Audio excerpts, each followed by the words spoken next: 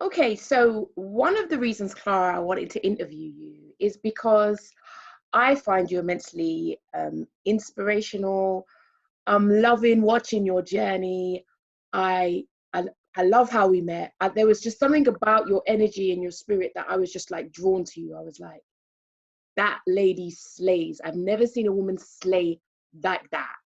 And obviously, we're friends and we are friends. Like it's carried on Yeah. since. So I think one of the things I want to ask you about is how overcoming adversity, like what insights, what would you share with people about that? I'd like to ask you about your career, how that's evolving, a self-made career, and like this common term I often hear about living your best life. And I think often, you know, people are aspiring for that or often faking it when actually, you know, things are very different in reality.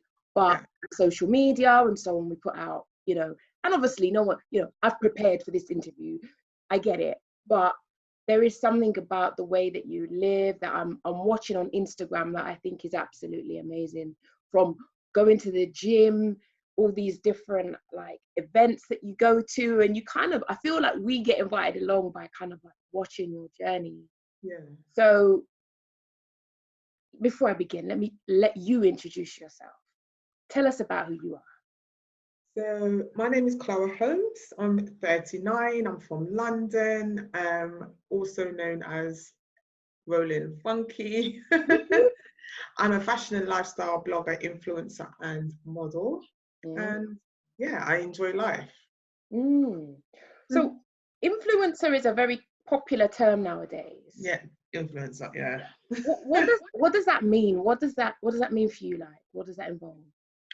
Um, for me, it's I actually find it kind of a weird thing to say, like influencer, like you influence people, and it's not really a title that I take like willingly. Mm-hmm.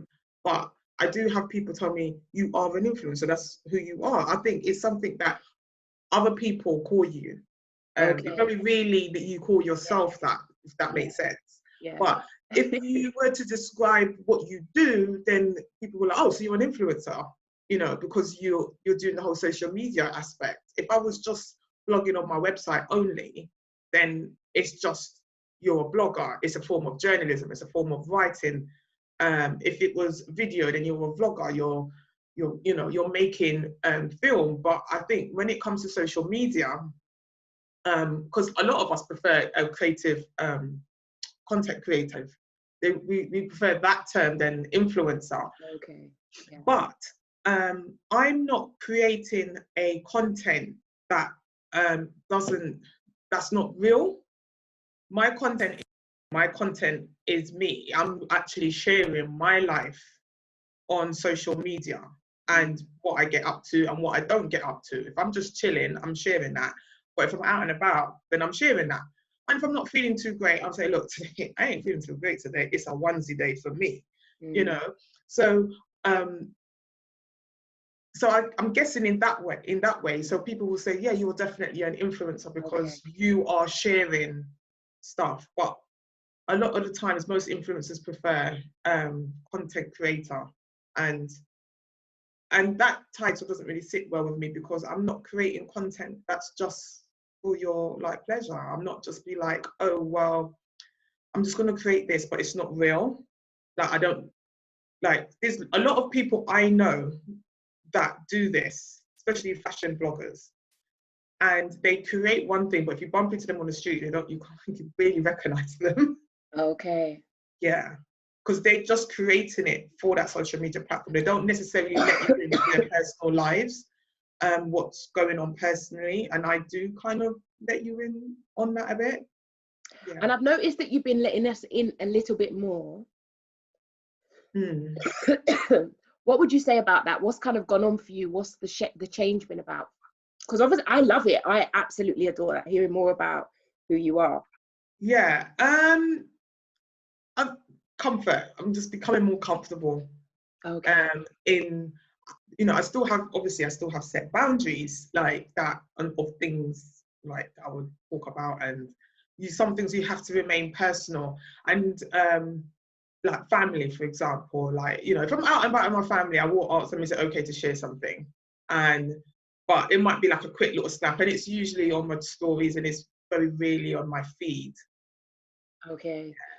So there's a lot that kind of goes with that in terms of social media and using social media. And it's fair to say, I mean, would you say that you've created something, Rolling Funky is something that you've created for yourself? Oh, definitely. I didn't envision this, but I've kind of gone along with it. The more I got comfortable, I'm like, okay, I know what I can deal with. And the more comfortable, like, you know, I always say, the more comfortable you get with something, the more confident you get with something. And it's kind of like my motto. So, and I kind of use that throughout everything. So I think the more the more I use it and I utilize this tool, I have become more comfortable with it and sharing a little bit more about it, whether it's just me getting out of bed or whether it's me. I mean, you know, if you watch my stories in the morning, there is me with no makeup, no airs and graces. I'm in the gym, I'm sweating, I sweat, you know, like, yeah. Oh. So, you know, so there's definitely all sides. And I think that's what people like. They seem to like that. What do you, so it sounds like what you're saying is it's really important for you to be authentic, and that over time, it's always been about integrity for me, to keep my integrity. And first and foremost, if it's not something that I would normally wear and something I would normally do, then I'm not going to do it. Mm-hmm. Okay. Yeah. And so the modeling career, Clara, how have we got here? I see you on 10,000 followers now. Like, I know, how amazing is that? I remember when we were speaking about it, and 10,000 was like, and here you are, 10,000. Yeah. I mean, 10,000 is significant because on one hand, like, you know, people kind of take you a little bit more seriously as well. But at the same time, 10,000 is only 10,000. It's not 10 million and it's not 100,000. But I am grateful for every one of those 10 point whatever followers that followed me. Yeah. Because, you know, they certainly help and they support, and it's inspiring it inspires me. You know, people say I'm inspired, but it inspires me that I'm, you know, for me to carry on, and I can like, I'm touching people that they are that interested in me, like 10,000 and odd people, brands and people want to actually follow me. So yeah, it's so, yeah, so that becomes a cycle in some sense. People tell you, you inspire them, and then you get the feedback, and then that inspires you to carry on. Yeah. And so yeah, definitely. It becomes sort of self-perpetuating, self-fulfilling. It kind of becomes like a cycle. Yeah, definitely. I mean, if I felt that I was doing something and absolutely no one was interested, I mean, I think it would be harder to continue, because it's not easy. It's not an easy. What I'm doing isn't easy. I might make it look easy, but it isn't easy. It takes a lot of work. It takes a lot of time and dedication. But because I want a bigger goal, when I started, my aim was to launch a blog that was a positive space for people who like fashion, who like to travel, who would like to go out, and people also that want, you know, to know about like healthy eating and stuff like that. And being a vegan and gluten-free person myself, so I thought, well, I'll create this space of positivity and the idea is that it would appeal to both people in or out of wheelchairs, with or without a disability. But because one of the things that I found when I was looking for a blog that was kind of positive, I couldn't find one. And I would bump into people on the street and they would say to me, oh, do you have a blog?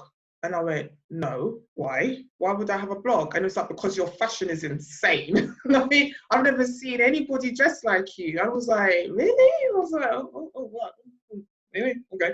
You know, yeah, so I used to find that baffling, but then I also was kind of, when people used to say things like, oh, I've never seen, you look like a wheelchair user, but you're a wheelchair user, but you don't look like a wheelchair user because of the way you dress. And it really like, it's a statement that really annoys me, because I'm like, well, what does that mean? Does it mean that I'm meant to wear a particular uniform? I'm meant to be a particular way and go to places, certain places, and not to others? Does it mean that I should only be out at a certain time? I shouldn't be out at night clubbing in a nightclub with a nice dress on? Well, you know, does it mean that I shouldn't be in, oh no, like Paris drinking champagne on Champs-Elysees? Like, oh, like, As you do, as Clara does. Like, what is it that you say that, am I not meant to be here, or am I not meant, like, just because I'm a wheelchair user? I mean, obviously my journey, it didn't take overnight. I didn't get to where I was overnight, but at the same time, I was just living my life, and I was like, do you know what, I'm going to start. I decided while on holiday, actually, I was on a cruise, and as the sun was setting, I decided, you know what, I am going to start my own blog. My partner, he was a bit hesitant about the whole thing initially, because he was more worried about people saying and trolls and all sorts. Okay. And you know, he just wanted to protect me. But when I was on holiday and I saw the sunset, and I was like, you know what, I'm going to do this. I feel right. I could feel it in me. It's like there was like a yearn. Wow. So as a sunset, I made that decision, and I will never forget. It was like 5 to 6. I was in Dominica, and the sun was setting over the sea. And I remember it like so vividly, because it was at that moment I was like, okay, this is it. This is what you're doing and I did. When was that? When was that? So that was it would actually be 4 years ago. Wow. Next month. Wow. Yeah. 4 years ago. And so just give us a little bit of a snapshot of the journey. So you started with the blog, which was about lifestyles. Yeah, so I started, I came back from holiday, kind of got the balls in motion, launched it in May. Because I was a bit scared, I launched it on a website platform rather than a blogger platform, which gave me a lot more work to do. Then I moved everything over to a blogger platform, and just kind of honed everything in. And I just like, okay, right, you know, I'm just going to embrace it all. In terms of social media, it was around about that time I actually started posting as well. Like things on Instagram, because I had an Instagram account for like 2 years, and I was just nosing on other people's business. I never put anything up, not even a profile picture. And then it was at that point I decided to put a profile picture up. And when I got back from that same particular holiday, I put a profile picture up, and then I put up photos. I put up photos of like me on the holiday and stuff like that. But it was always like past tense. So when I put the photos up, it was like in the past. Yeah. So I think my first set of Instagram photos, it was a trip to Barcelona, a long weekend that I had with my partner, and but I put it up like weeks after we came back, and then I didn't really put nothing up again, and then I wasn't consistent, and I wasn't really kind of, you know, yeah. And then, so I started a blog, and I started but I always used to use social media as a way of advertising new blog posts. I didn't really use it properly. So it's only been really in the last nearly 3 years, because I think it was February would be 3 years that I decided, okay, Clara, you need to kind of you need to use this tool properly. So, and then at the time I only had like 79 followers. Wow. Everyone starts at 0. Yeah, so I had 79 followers, and I was like, okay, I need to start using this properly. So yeah, February would be 3 years ago that I decided I'm going to use this properly, and try and increase my 79 followers. I was like, oh, it's just amazing if I could get to 100. Tell me about it. I've just hit 1,000. Have you? Yeah. Congratulations. I always thought you had more than that. No. I never used to count until everybody got into counting, and I was like, all right, I better count then. So. Yeah. And sometimes, you know, people can be, they can see you coming up, they're like, oh no, I'm not following her because she's about to turn like the number, you know. Wow. Yeah, yeah. So, I mean, when I hit my first 1,000, and I was like, gosh. And it happened like pretty much overnight as well. It was like within the space of 2 days. It's funny how social media could be, you know, you could be there, and then it's, you know, it's like bam, you know. So yeah. And so how did the modeling start to kind of creep in? Because yeah, I remember when I first met you, it was lots of vegan food and dishes, and it's evolved. And I was thinking to myself, does Clara ever buy any clothes anymore? So like, Oh, really? there's always a comment about a company or this outfit from, how do you word it? You word it? Gifted. Gifted, yes, that's it. I'm like, this woman cannot buy nothing anymore. I do actually buy some things. Very few. very few. Yeah. Yeah. No, I mean, do you know what? Gifted is the right words, because it's a gift, and not just from the company, but I feel like it's a gift from a higher power, because it's a blessing for me to be even in that position in the first place. If somebody said that like 2 years ago, I would have been like, please, you know. So yeah, it's definitely that. I mean, for me, the word gifted kind of means a little bit more than just them giving me the clothes.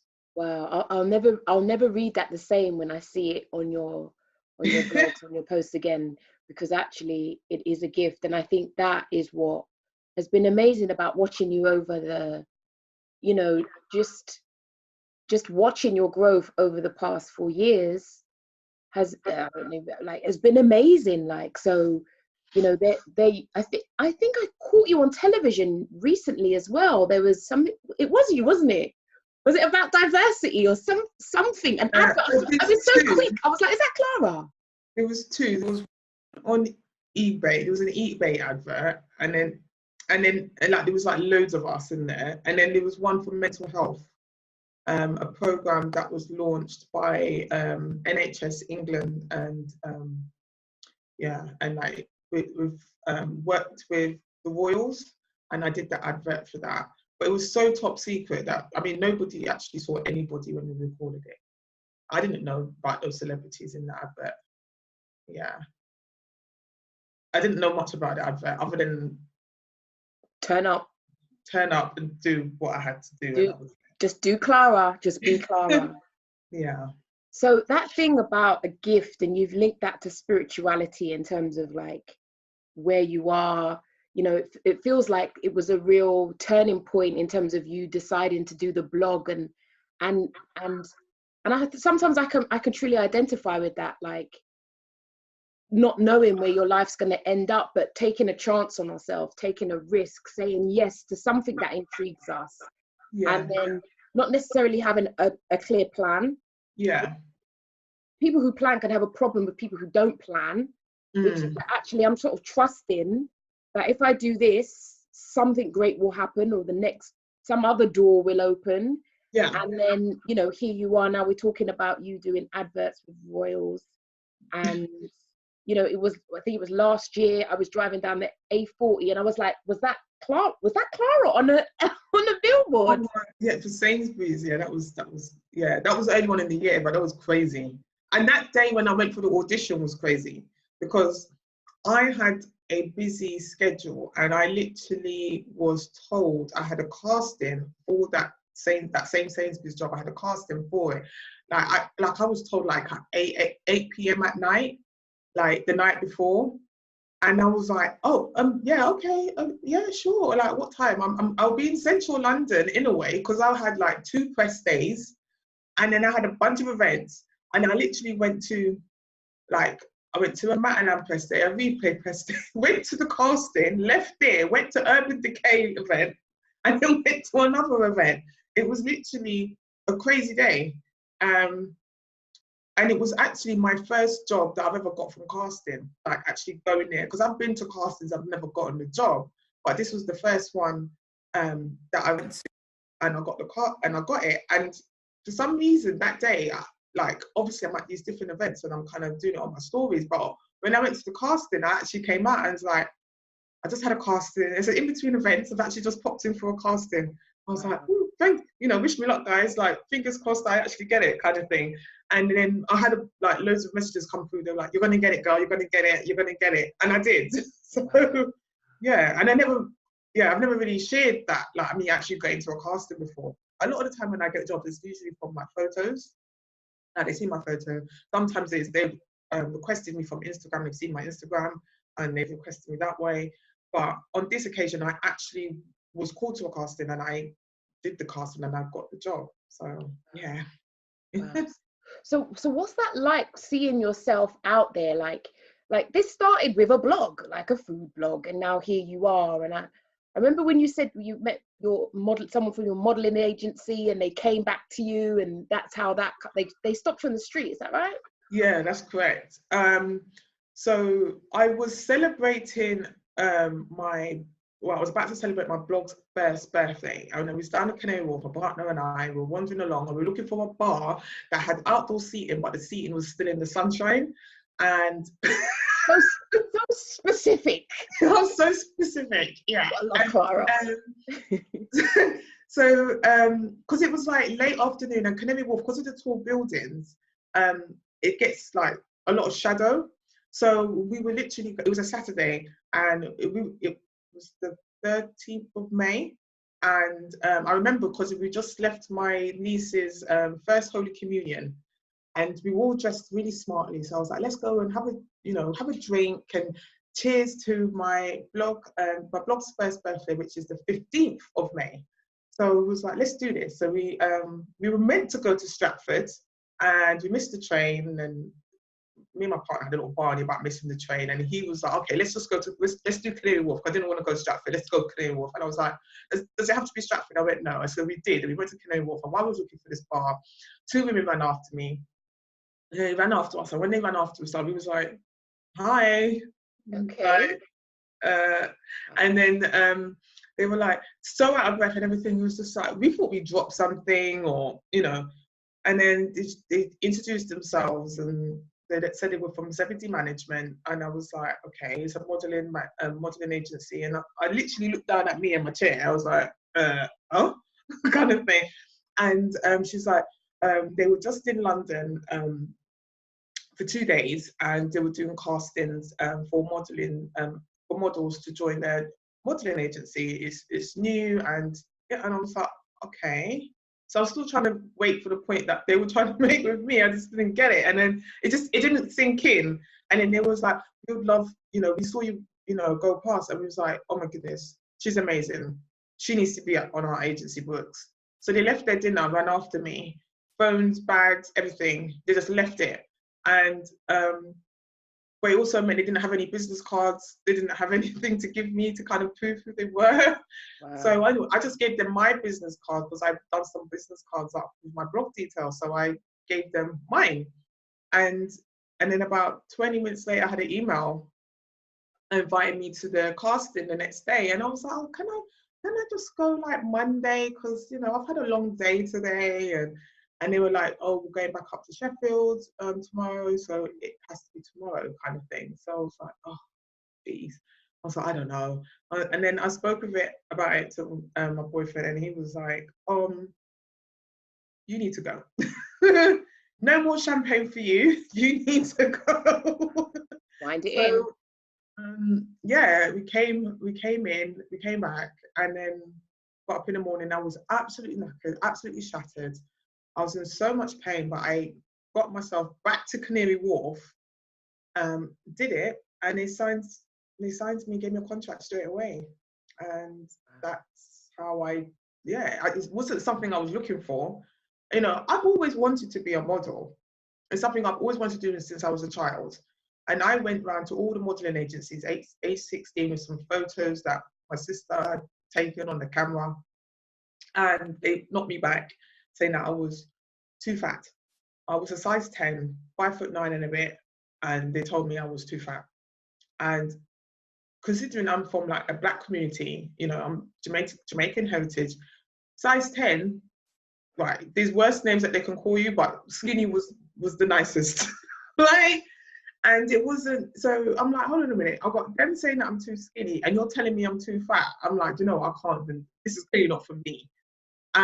And that also kind of gave me a knock on my little confidence I had. It kind of gave me a knock. And then after that, I just kind of I became really tomboyish. I wasn't really a girly girl in a way, but I felt awkward in feminine clothes, but I felt even more awkward after that. And I just started covering up and wearing like baggy clothes, and so it really got to you. You know, to kind of like hide away for a bit. And then like my style was, remember Missy Elliott, everyone, she used to wear everything was big, yeah, so it was kind of like that. And then in my early 20s, I started to embrace my boobs. I'm like, these boobs are here, and I started to embrace them a bit. So I'd wear fitted tops, but I'll still be wearing jeans and trainers, and so it was that kind of thing. Yeah. So nothing how I am now. I never wore makeup. I got my nails done, got my hair done, but that's standard. But never wore heels, never wore skirts, never wore dresses, unless like I was bribed to. Yeah. This occasion is happening, you need to. Yeah. So it's totally different to who I am now. Absolutely different to who I am now. And what would you say about your process of change from where you were then to where you are now? Yeah. It's really weird because I was actually looking at but my mum actually found some photos this morning, and it was weird because I was like, oh my gosh, it doesn't even feel like me.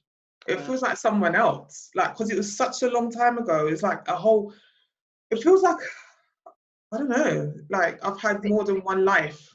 Is it like you struggle to identify with that person in the picture? I look at that, there was a couple of photos and I looked at them and I was like, I looked awkward. There was one, I was wearing a bodysuit and a leggings, so everything was fitted. And I looked awkward. I was like the way I was standing, I was like, I was awkward.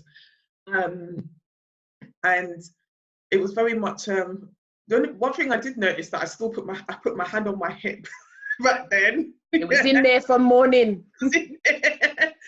And but I did like taking photos. That's the thing. I love taking photos. So there was loads of photos of me, but I just felt awkward. And one of the most comfortable photos that my mum found was me. I was in this like Tommy Hilfiger oversized top with these baggy jeans that could have fit like 2 or 3 people in there. Like these big, massive trainers. Like, it was very tomboyish, and I looked so comfortable. And like you said, you can see it in the picture. You can look in the picture. Yeah, I literally was like, a pose that I still do today. So I was like, kind of thing. And but yeah, the other ones, I was all kind of like, and she found one of me in a dress when I had my certificates from like GCSEs, and I was in a dress, and I was like, yeah. So, but it is strange. Like when I became a wheelchair user, I was already lacking in confidence. Like, you know, I had my partner and we were together, but I was very self-conscious because of, you know, things people would say about my weight. I didn't have, my hips weren't big enough, my bum weren't big enough, you know, I didn't have those typical Black woman curves, you know.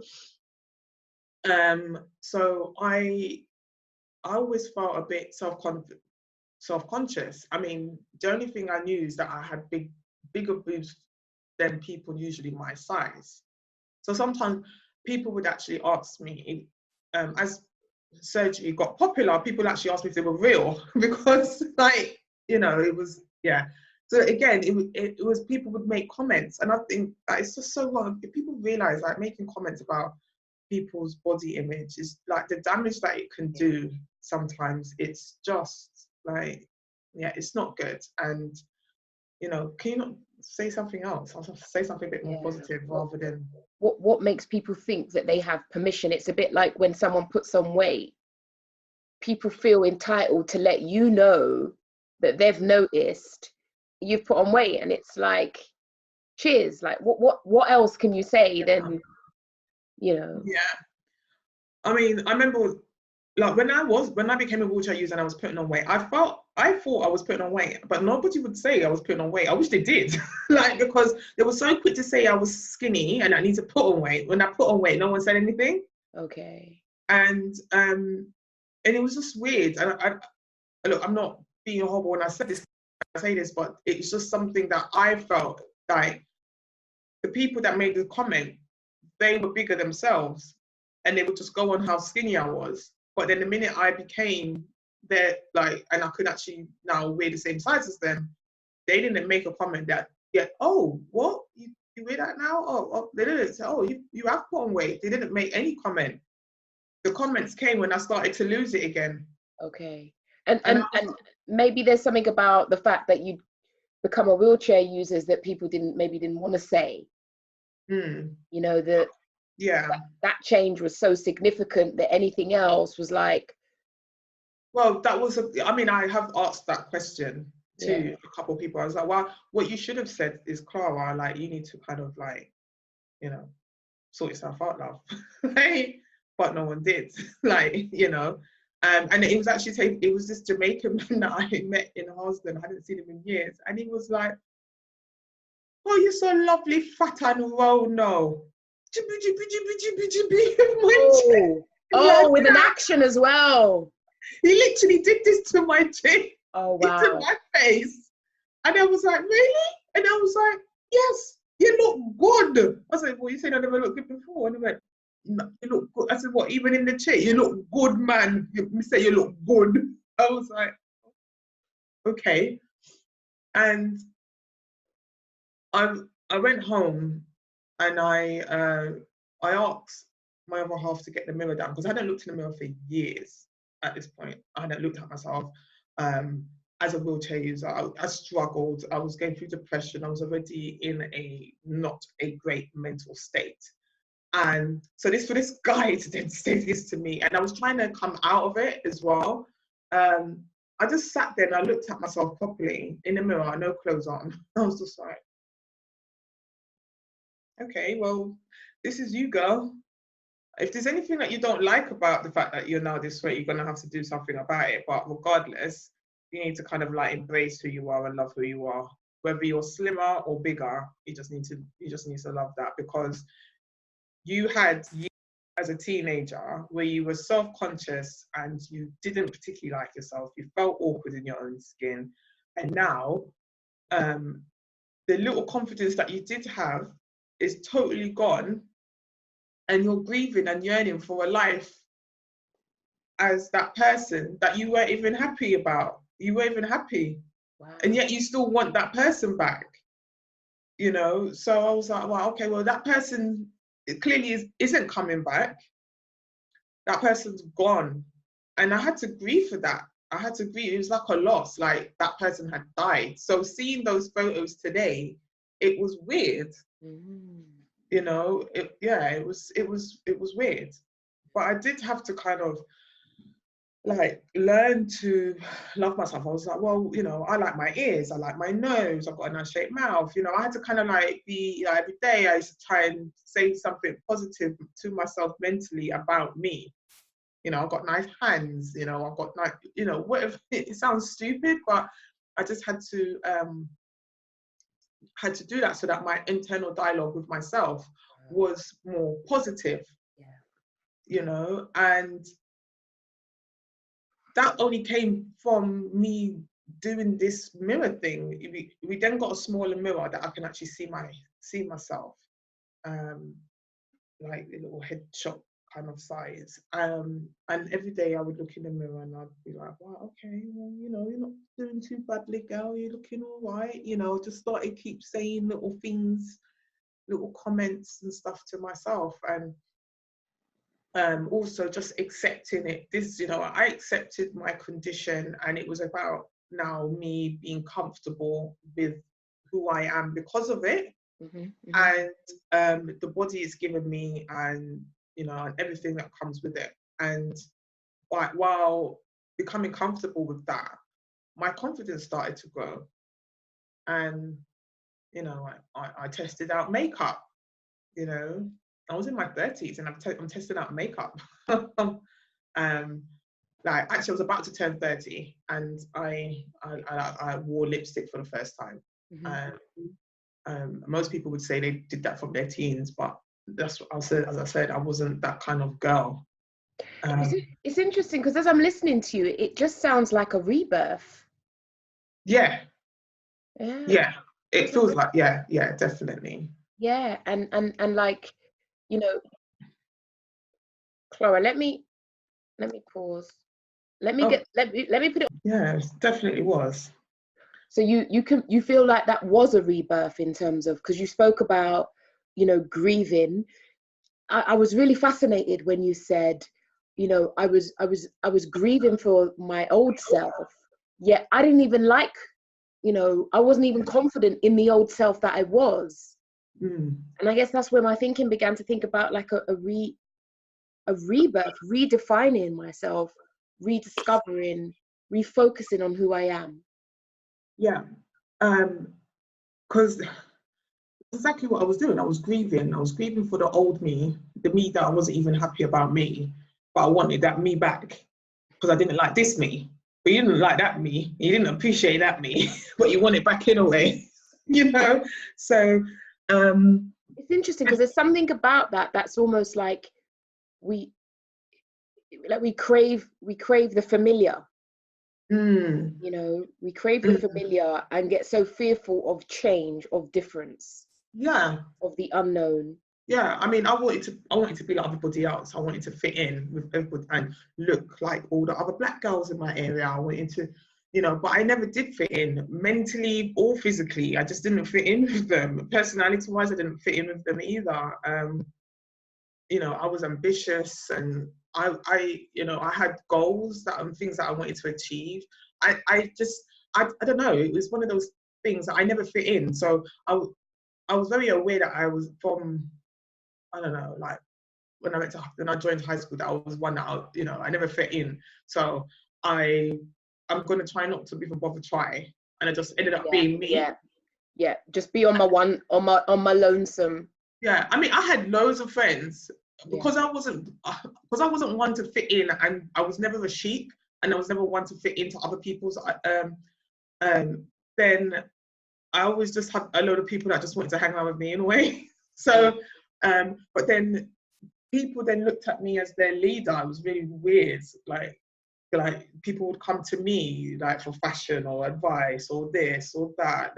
People would always come to me. So that was quite strange, but it was funny because physically I wanted to look like somebody else. I wanted to look like other people, and I compared myself. But hey ho, when I started to come out the grieving process, one of the wake up calls, I don't think I've ever really spoken about this, but I actually was diagnosed with stage 3 pre-cancer cells on my after cervical smear, and the next stage would have been cancer. So they had to remove that, and it was around the same time when I'm trying to it's literally like it's actually 10 years this month that I was diagnosed with it, and then I had to have it removed within like weeks, within like 2 weeks, like real quick, because it was changing. And with that,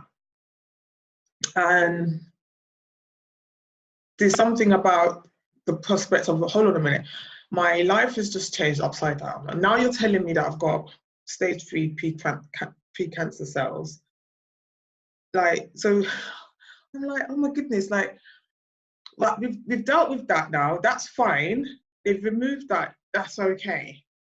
But what I still have to deal with is me being disabled and in a wheelchair. I have to deal with this EES. I was like, right, okay, do you know what?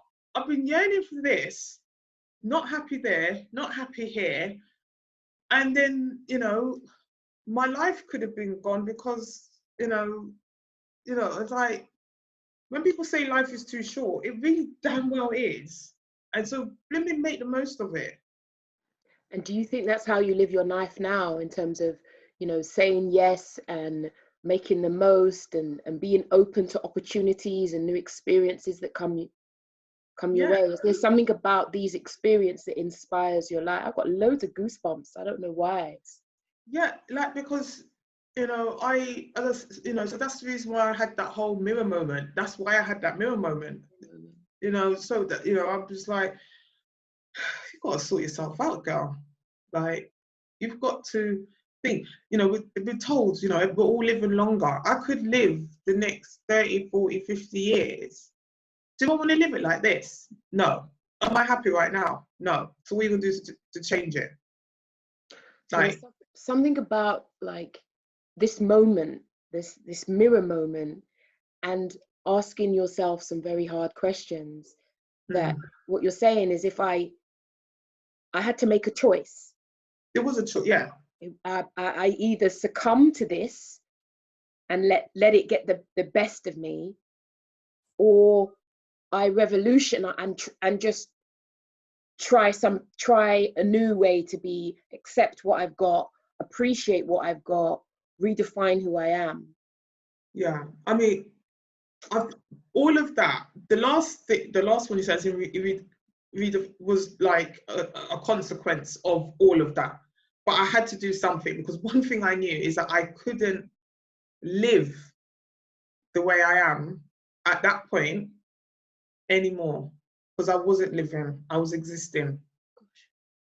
And if I wanted to live, but I can't live like how I was then. I can't live like this. I can't go on like this. What would you say to other people who are at that place where they are in a very difficult space? Life has thrown obstacles, challenges at them that they've not welcomed, they don't want in their life, and they find themselves at an all-time low. What would be your encouragement to anyone going through that? I mean, one, identify why you feel low. Because when you identify why you feel low, you can then deal with it. If you're feeling low because something has happened to you that you don't want, none of us want things that happen to us. It's how we deal with it. It's like the lemons, isn't it? When life gives you lemons, make lemonade. Or put in a G&T.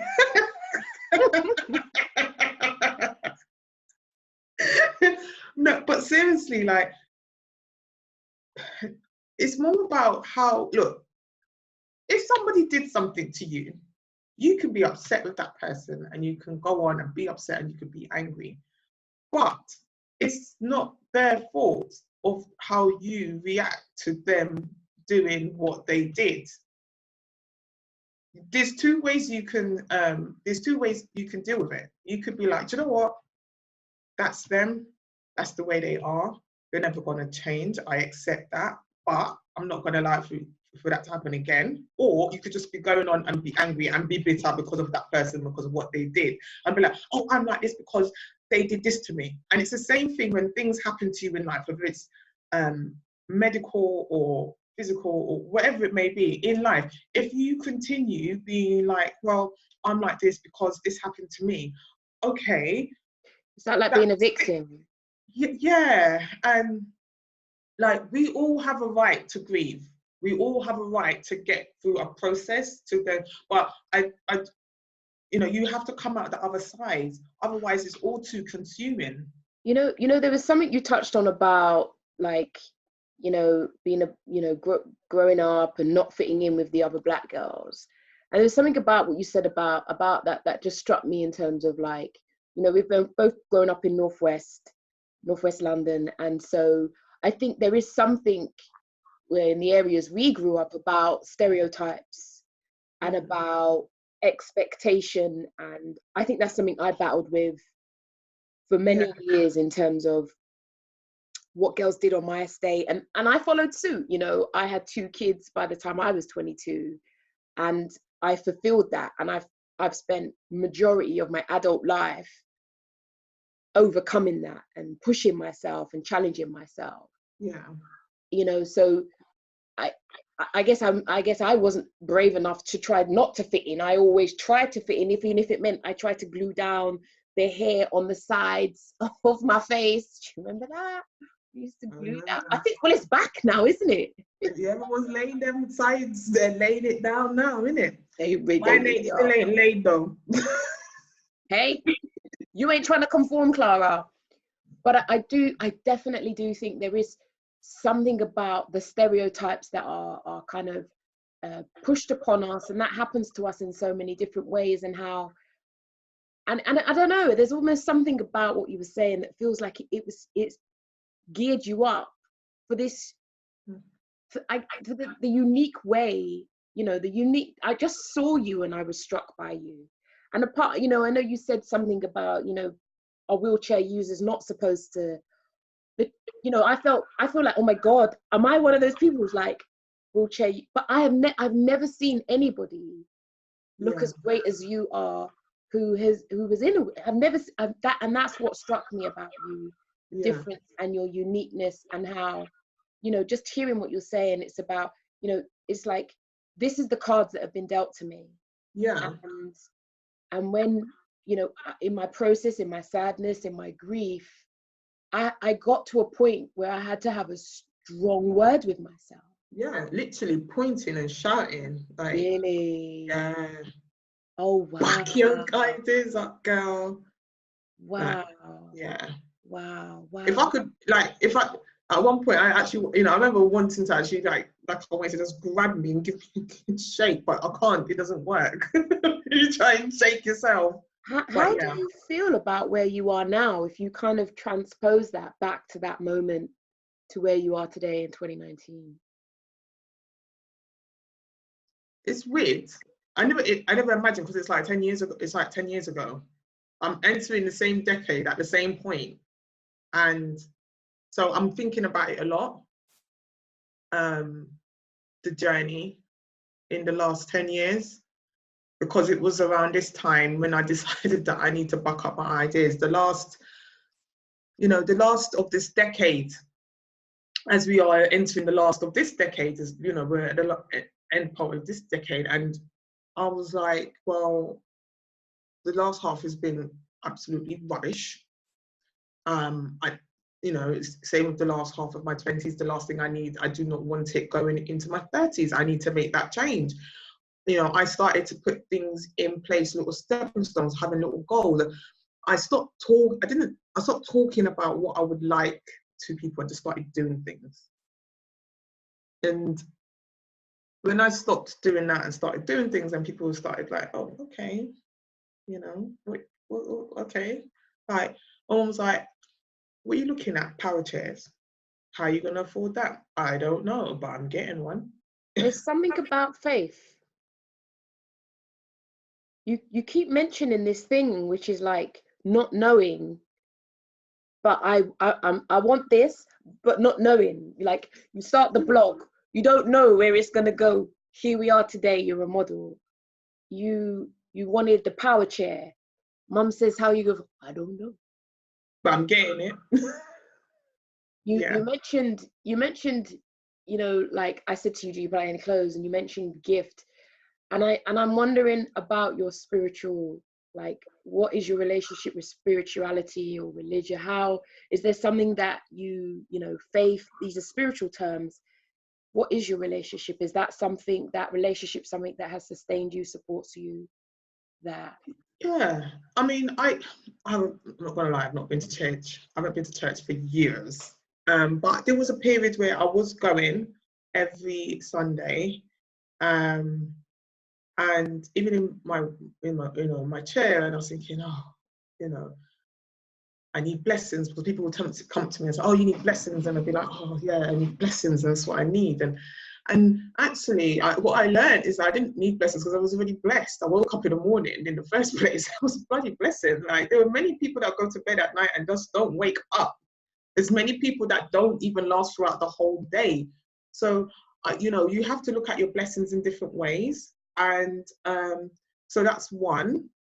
And two, like, I know, look, I believe in God. Some people don't want to call him God, but I call him God. I believe in God. I believe that he's always got my back. He is leading me. I just let him basically. I just let, there's you know, something. that guy. I was like, you know, sometimes you have to take that leap of faith off that cliff and know that you'll be caught. And that's that. If it's for you, then it will be. And if it isn't, then it won't. And nothing's never done before the time.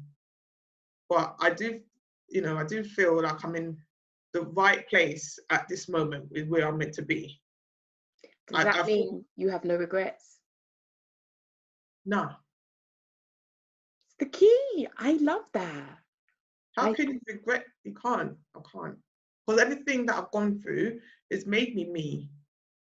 Whether it's the awkward teenager that realized that I'm not meant to be like the other people, I'm meant to stand out.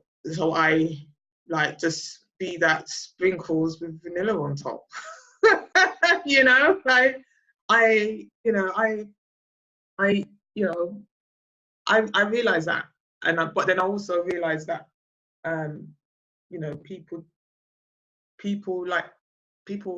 that they kind of like that. The fact that I was like, you know what, I ain't like the rest of them. I'm not going to try, and I am different, and it's okay to be different. And just embrace that. Yeah, mentally I was different, and I was okay with mentally being different, and being silly and being fun. That I'm now. It's just the body image. Was the struggle for me. That was the one thing that I struggled. That I really did struggle with. But hey ho. You know, I wanted hips, I got hips now. Easy. There you go. And you use it and you slay. You really do. Yeah, thank you. Like, so it's amazing. I do feel blessed and thankful and grateful for everything, and you know, everybody that's in my life, people that are supporting my life, people that are watching, people that I've never even met yet. Like, yeah. And I don't feel this is the end. I don't even feel this is the beginning, because like, I feel that we've started somewhere, but I'm nowhere near the middle, much less the end. But I know I'm not right at the beginning. This is just part of the story and part of the journey. Do you think you're comfortable with uncertainty? To some degree, you speak about taking faith, and faith is often a walk where, you know, walk by faith, not by sight. So you can't always know. And if there's so much of your journey that seems, there's this thing about kind of not knowing, but I need to do that, and then this magic happens. These other opportunities spring from that. Yeah, I think I've always been I've always been quite a spiritual person. I've always kind of like been in tune. There's been times when I didn't listen, and I chose not to, for thinking There's always a lesson. thinking I knew best. And it was that time when I was, you know, especially around that time when I was going to church, and I was doing I was listening to a lot of people and doing things that other people were saying, and rather than really like just listening. Okay. Is that like getting disconnected from yourself, listening to too much of the noise, and then that kind of taking you off path, and then having to know that you've got to get clear with you? Yeah. To be. Yeah. I want to say on purpose, because purpose is something that always fascinates me as a therapist. So let me ask you, this will be my last question is, do you feel you found your purpose?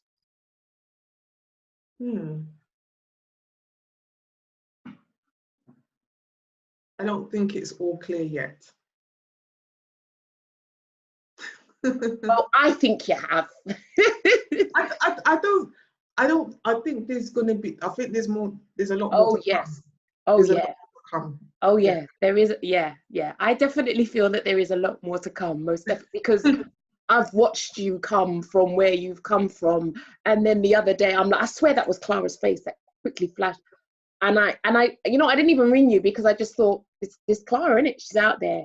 She's out there. She's making moves. She's moving and shaking.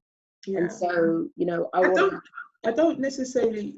It's really weird. I don't know. Maybe it's just me being silly, or it's just me being Clara. I don't really know. But people say this, and me personally don't see what I'm doing as a huge deal. I don't see it. I was like, well, okay, well, like, You know, it's really interesting. I can identify with that. I so identify with that. I remember the first time somebody told me that they found me inspirational. I found it really bizarre. It was a lady called Maggie at IKEA. We worked together, and I think I'd finished my degree, and she started her nursing, and she said, you know, I found your journey really inspiring, Keeley. And it was almost too much to hear, like, because I'd always just seen myself as like struggling to like fight the bottom. I always felt like I was fighting the bottom. You know, I was on the checkouts, I was uneducated, I'd left school with nothing. So when that came to me the first time, I found it very uncomfortable. yeah. And it's interesting because I see it in you, and you know, it's like my supervisor has to hold me, like, Keeley, you've done. So there is something about not being, maybe not always able to receive it when it's about us, Yeah. but seeing that in others. Yeah. I mean, I will, I'm a great supporter of people, and I will always kind of like big them up in any which way. Like if I'm like, oh my gosh, you're amazing, like how you doing? Oh, you look so nice, da, da, da, da, da. I will always like, I don't know if that's because I never used to get a lot of compliments myself, so I always like give compliments to others. Yeah. But when people give compliments to me, especially when people like, oh, when I see your journey from like, I don't see what I've done. I've done a lot, and I acknowledge that, but I don't see as huge. Like there were some people that I think like, oh, that are like, they'll be like, oh yeah, da, da, da, yeah, I'm here now, but that's never me. I was never a bragger. I just kind of get on with stuff. Well, I guess it reminds me of a slogan. I can't remember what brand it was, but it's like simplicity is the ultimate sophistication. You know, that there's no need to make fanfare. I guess for me, what I find, I guess what fascinates me about you and makes me feel proud to have you as my friend is something about choice. And I think people miss this. And it's something, as a therapist, I'm always I can encourage people to become aware of the choices that we make, because you're really clear about that mirror day. You're very clear about being on the boat, that there was these points when you made a decision. And I think that personal conviction to do, or to say, you know, I don't want to, if I don't want to stay here, I'm going to make a choice to do something different. A lot of people don't realize that they have choice, or by not deciding, they decide. Yeah. You know? And even just thinking about where, you know, the areas we've grown up in, you know, in Brent, like so many people are like, they blame their surroundings for their lack of opportunity, and I think it's a load of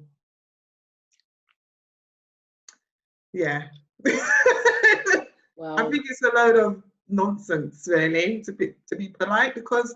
But then again, I think there's something about, because of your spirit, your nature, the way you are. I guess for me, I try to understand, like, you know, why, you know, you have people coming from one area, and one person kind of fulfills the stereotype, of why someone else doesn't.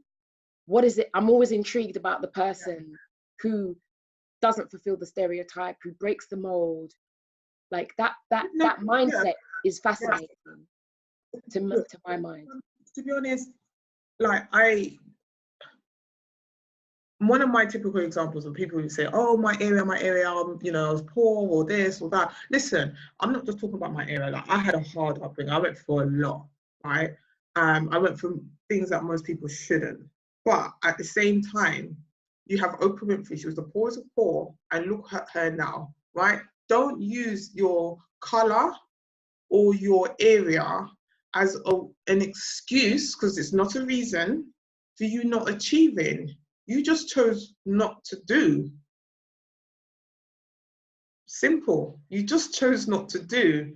And if you wanted to, you would. If you had that yearning, that burning desire to do, you would. There were plenty of people that did, and that came from, I know somebody that didn't even, they didn't even have free school meals. Like, they were that poor that they didn't even have free school meals. Like, they were literally like living on the breadline. Like, they didn't have clean shirts. They didn't have the new uniform every term.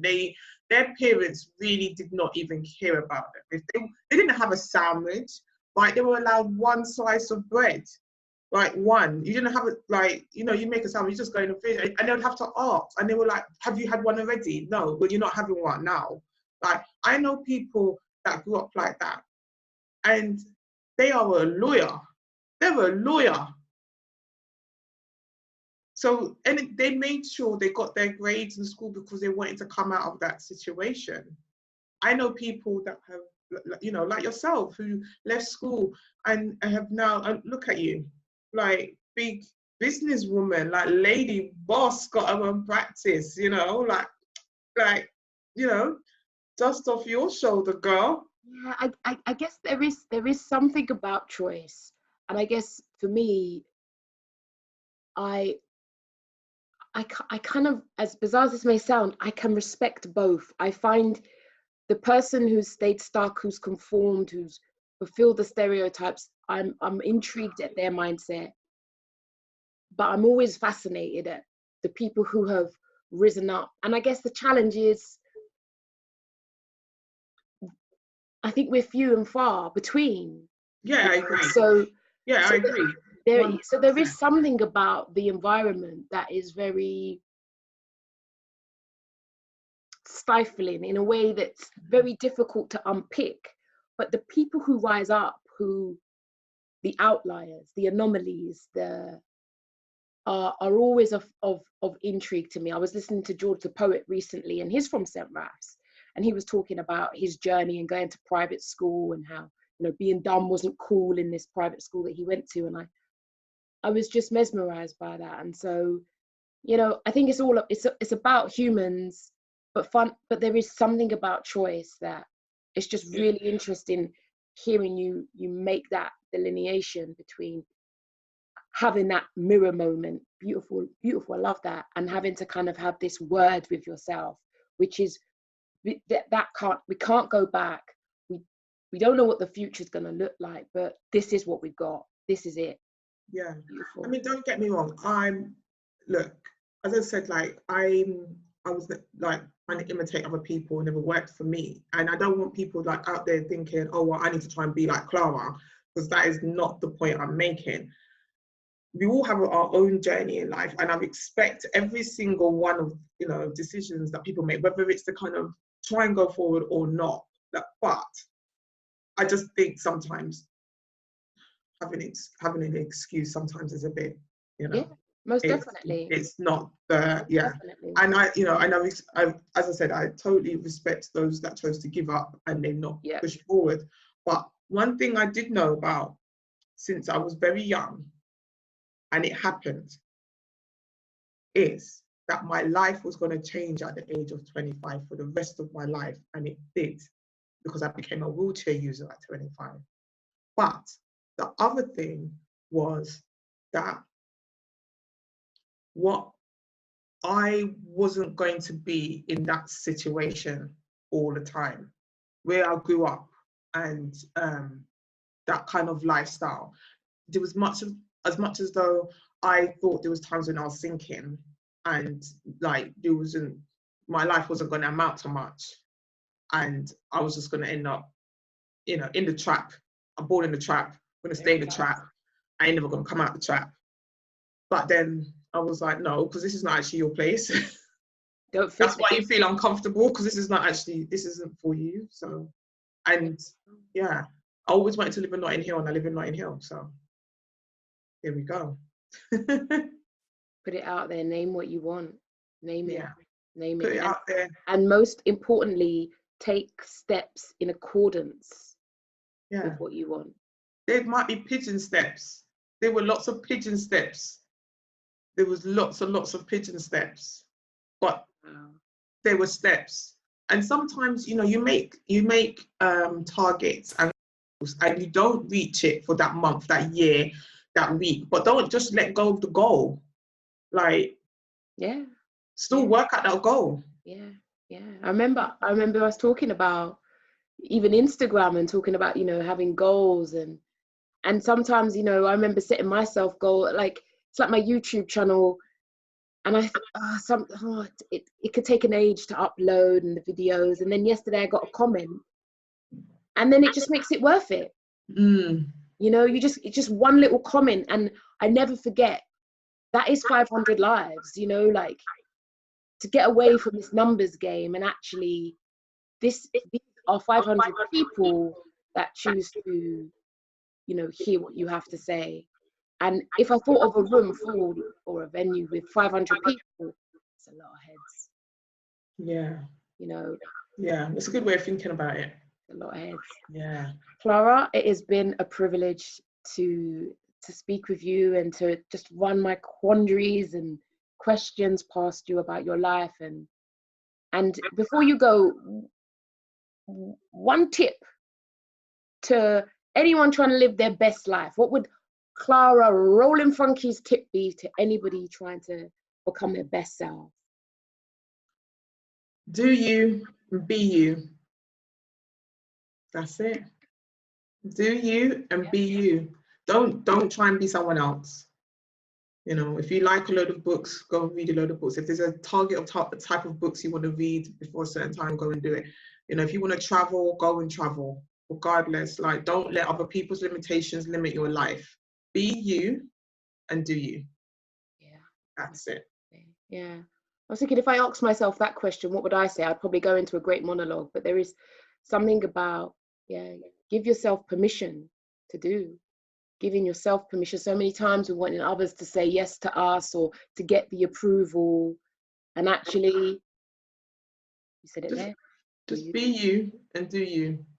You do you. Yeah. Sounds like a sportswear range, Clara, that you're going to be modeling something. Who knows? Put it out there. Put it out there, girl. Do you be you. But yeah. Well, thank you very much. Yeah. I'm going to go off and buy that right now.